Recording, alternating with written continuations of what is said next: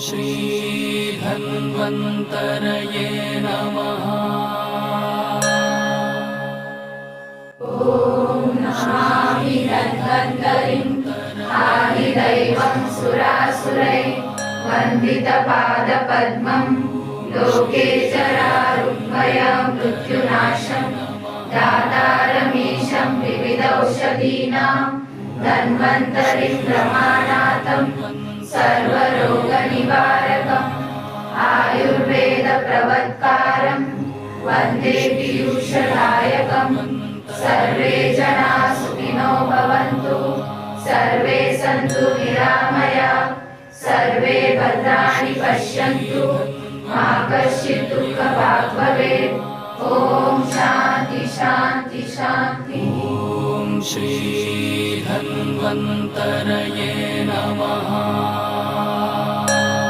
शङ्खं चक्रमुपद्यधश्च करयोः दिव्यौषधं श्रीधन्वन्तरये